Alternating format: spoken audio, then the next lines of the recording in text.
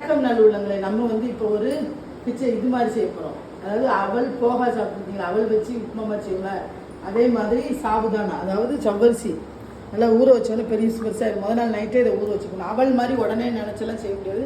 இது Maharashtra side famous sabudana கிச்சடின்னு சொல்லுவாங்க. அவல் 2 கடலைப்பருப்பு, அதுக்கப்புறம் பார்த்தீங்கன்னா இந்த கடலைப்பருப்பு போடணும். இதுதான் மெயின் மூஃபல்லி. நல்லா வந்து வரையில் இது முந்திரி பருப்பு போடனாலும் போட்டுக்கலாம். கொஞ்சம் இங்கே வெங்காயம் பச்சை மிளகாய் நறுக்கிட்டுருக்கேன்.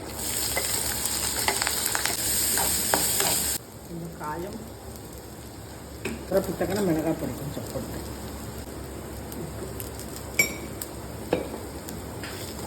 ரெண்டு கருவேப்பிலை போடணும். இதெல்லாம் போடணும்.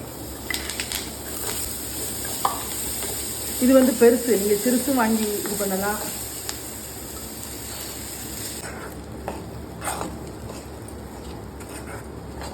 இதில் கண்ணாடி ஜவ்வரிசி பெருசு ஊற வச்சாலும் நல்லா பெருசாக இருக்கு.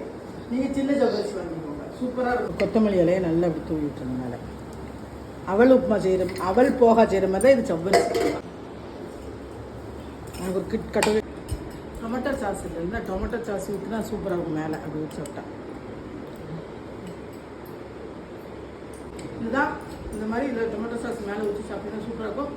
சின்ன ஜவ்வரிசி வாங்கிக்குவேன், கொஞ்சம் பெருசாக இருக்குது. நான் பாயாசத்துக்காக ஆசைப்பட்டு வாங்கினேன் சின்ன பாக்கெட்டு. பாயாசத்துக்கு பால் இல்லாதனால இதுக்கு ஒரு போட்டேன். இந்த மாதிரி செஞ்சு சாப்பிட்டு பாருங்க, சூப்பராக இருக்கும்.